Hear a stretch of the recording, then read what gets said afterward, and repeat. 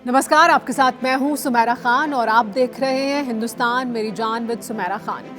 Corona virus का संकट पूरी दुनिया के सामने है, लेकिन अमेरिका के सामने एक और संकट उठ खड़ा हुआ है। और सिर्फ अमेरिका के सामने ही नहीं, दुनिया में तेल उत्पादक जो लोग हैं, जो मुल्क हैं, उनके सामने भी एक बड़ा संकट है। लेकिन सबसे बड़ा संकट इस समय अमेरिका के सामने है। अमेरिका में WTI, जिसे वेस्ट टेक्सास इंटरमीडिएट कहते हैं, वहाँ पर जो कच्चे तेल की कीमत है वो ज़ीरो से भी नीचे चली गई है। -$40, लगभग -$40 प्रति बैरल पर पहुंच गई है। इसका क्या मतलब है कि जो उत्पादक हैं वो खरीदारों को तेल लेने के लिए उल्टा पैसे दे रहे हैं।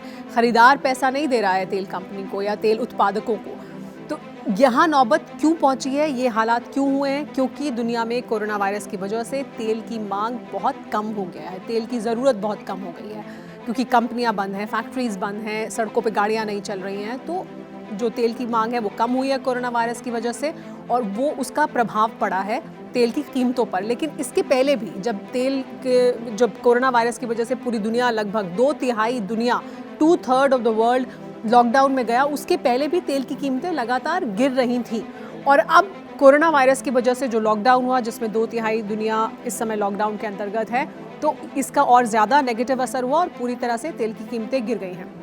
लेकिन ये भी समझना चाहिए हमें कि कैसे घटती हैं या बढ़ती हैं तेल की कीमतें। इसका सीधा सीधा डिमांड और सप्लाई से ताल्लुक होता है। जितनी डिमांड है, अगर उतना तेल मार्केट में मौजूद है तो उसकी कीमतें स्थिर रहेंगी। अगर डिमांड बढ़ेगी, प्रोडक्शन कम होगा, तो उस तरह से कीमतें, मतलब डिमांड और सप्लाई के हिसाब से कीमत बढ़ती और घटती रहती है तेल की।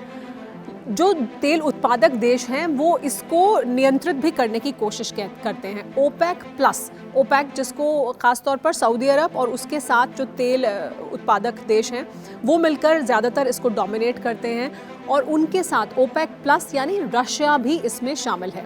लेकिन तब जबकि कोरोना वायरस पूरी दुनिया में अपना कहर बरपा रहा था, तेल की कीमतें लगातार गिर ही रही थी पहले से, ऐसे में OPEC+ की बैठक हुई, जिसमें वियना में सऊदी अरब ने प्रपोजल रखा सबके सामने कि हमें तेल की कीमतों को कम करने के लिए पहले हमें प्रोडक्शन को कम करना चाहिए। हम प्रोडक्शन कम करेंगे तो जो तेल की कीमतें हैं उसको हम मॉनिटर कर पाएंगे, या हम उसे अपने हिसाब से आगे ले जा पाएंगे, या हमें उससे नुकसान नहीं होगा। रशिया ने इस पर साफ तौर से इनकार कर दिया। हालांकि रशिया और OPEC+ मिलकर लगातार पिछले काफ़ी समय से साथ में काम कर रहे थे, ताकि दुनिया में तेल के उत्पादन को लेकर और उसकी बिक्री को लेकर एक सामंजस्य बिठाया जा सके। रशिया ने मना कर दिया। रशिया ने कहा कि नहीं, हम अपना तेल का उत्पादन उतना ही रखेंगे, हम कम नहीं करेंगे। इसके जवाब में सऊदी अरब ने क्या किया? सऊदी अरब ने इसके जवाब में तेल की कीमतों को गिरा दिया, कम कर दिया। सऊदी अरब ने तेल की कीमतों को कम कर दिया, लेकिन रशिया ने अपने प्रोडक्शन को कम नहीं किया। आपको बता दें, अब से एक हफ्ते पहले ही, यानी अप्रैल महीने के अंदर ही, ट्रंप ने दखल अंदाजी की इन दोनों के बीच में। डोनाल्ड ट्रंप खुद बीच में आए और डिप्लोमेटिक चैनल्स को खोला गया, रशिया और सऊदी अरबिया को एक पेज पर लेकर आए, और उसके बाद रशिया तैयार हुआ अपने प्रोडक्शन को कम करने के लिए।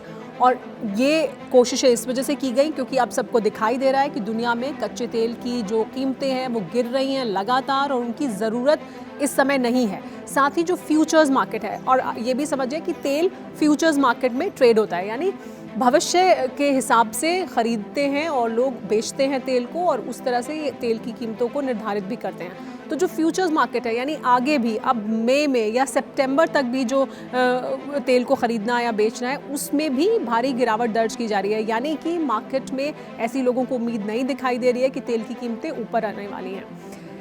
इसमें सबसे ज़्यादा प्रभाव अमेरिका पर क्यों पड़ा है, हम ये क्यों कह रहे हैं? क्योंकि अमेरिका सबसे बड़ा उत्पादक है तेल का।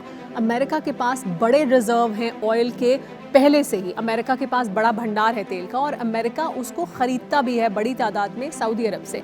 तो जब सोमवार को तेल की कीमतें गिरी, -$40 पर पहुंची, उस समय भी सऊदी अरब की तरफ से super tankers gulf of Mexico की तरफ तब भी आगे बढ़ रहे थे, बहुत बड़ी तादाद में तेल को लेकर। यानी अमेरिका के पास अपना प्रोडक्शन है, उसकी वजह से ग्लट हो गया है मार्केट में, वही वो कंज्यूम नहीं कर पा रहे हैं।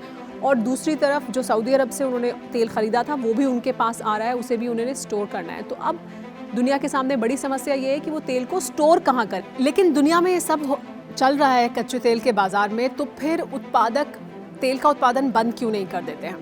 इसकी कई वजहें हैं। पहली वजह तो ये कि आप एकदम से उत्पादन बंद नहीं कर सकते हैं। अगर आप कुओं को जहाँ से आप तेल निकाल रहे हैं उन्हें सडनली आप बंद करते हैं, एकदम बंद करते हैं, तो वापस फिर आप जब चाहेंगे प्रोडक्शन उसी तरह से शुरू हो जाएगा, इसकी गारंटी नहीं होती है। और बहुत बार ऐसा भी होता है कि अगर आप वापस प्रोडक्शन को शुरू करना चाहें तो उस तरह से नहीं होगा जैसे पहला हो। तो तेल के कुओं जहाँ से आप तेल निकाल रहे हैं उसको आप एकदम से बंद नहीं कर सकते हैं। एक ये, दूसरी एक प्रतिस्पर्धा भी है तेल की जो मार्केट है उसके अंदर, और उस प्रतिस्पर्धा को देखते हुए भी कोई एक कंट्री अपने तेल का उत्पादन कम नहीं करना चाहता, क्योंकि हो सकता है कि दूसरा ज़्यादा रखे और फिर जब डिमांड बढ़े तो वो उस मार्केट का फ़ायदा उठाए। रशिया भी ऐसा ही करने की कोशिश कर रहा था, क्योंकि रशिया को लग रहा था कि जो रशिया के आसपास के मुल्क हैं, जो एशिया के मुल्क हैं, और रशिया यूरोप में भी बड़ी तादाद में तेल को सप्लाई करता है, तो रशिया उस मार्केट को भी डोमिनेट करने की कोशिश कर रहा था जहां पर सऊदी अरब का डोमिनेंस है, क्योंकि सऊदी अरब का ज़्यादा बड़ा डोमिनेंस है। तो वो सऊदी अरब को रिप्लेस करने की कोशिश कर रहा था। यानी क्राइसिस के समय में भी,